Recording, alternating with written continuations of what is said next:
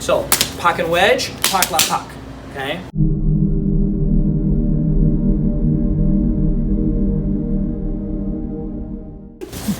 So with pak wedge, what I want to do is I want us to enter the same way. So we're not going to change our weight, and we're still going to pak and use the satsa or the knife hand. So he's still going to block. Does that make sense? Because I'm using the knife hand, he's going to wind up crossing that center line, meaning that he's pushing my hand past my own center line. Does that make sense? I am still, when I do this, going to make sure that my hand is still attached to him. So far, the very first thing is exactly the same, yes? That's what we want. We're going to build off of that, okay? So now, when I put a wedge in, I'm coming up here into the eyeball shot. So what happens here, so I pak, right? And my wedge is actually now where we would normally come up to lap. Instead of lopping, we're going to go straight forward like we're going for a buji or sungab or finger jab to the eyeball, okay? So, buji is just Chinese for finger jab. Sungab is Filipino for finger jab. English, finger jab is how you say finger jab. So, I'm going for this finger jab, but he's got a good structure. So what winds up happening is I get stuck here. Does that make sense? Okay, that's what we should have if we have good structure. When that happens, the first thing I'm going to do is I'm going to just pak, I'm going to lap, and then I'm going to pak. So pak, lap, pak. You do that? What's the order? Pak, lap, pak, right? So pak and wedge, pak, lap, pak. Okay?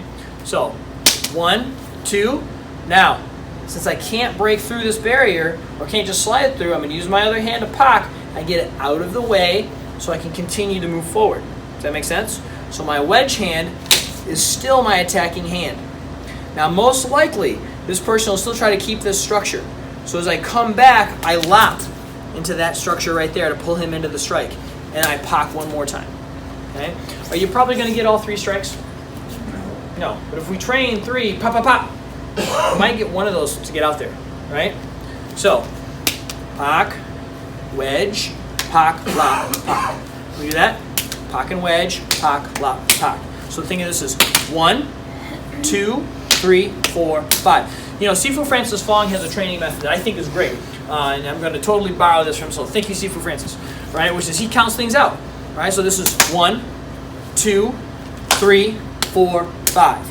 And if you can get those motions, if you can get 5, then we can start to speed up. But if you can't, you know, get the longer numbers, it's impossible to get the shorter numbers. Like it's really hard to do that. That was really sloppy. It's really hard to do that if you can't break down what you're doing. Does that make sense?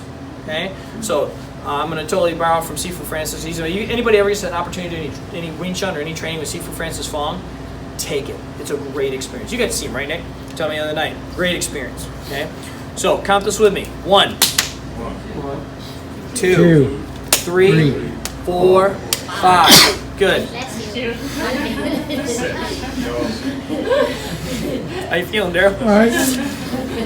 1, 2, 3, 4, 5. Right? All right. 1, 2, 3, 4. Right? 1, 2, 3, 4. Right? 1, 2, 3. Right? 1. You guys are not counting with me.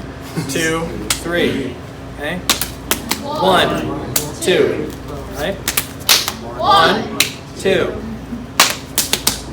1. Right. So when he does this, I think this is really good. This is a great training method because it just helps you connect things in your mind. And all we're really doing is learning to take out the stop signs, right? That's all we're doing because we train. There's a stop sign here, so we can check our position. Stop sign here, right? Stop sign here, stop sign here, stop sign here. Now let's remove one stop sign and then check everything else, right? And then let's remove another stop sign and check everything else. Does that make sense? So, Sotsao with your pak, wedge, and then pak, lap, pak. Can we do that? All right, let's give it a shot. Nice job. All right.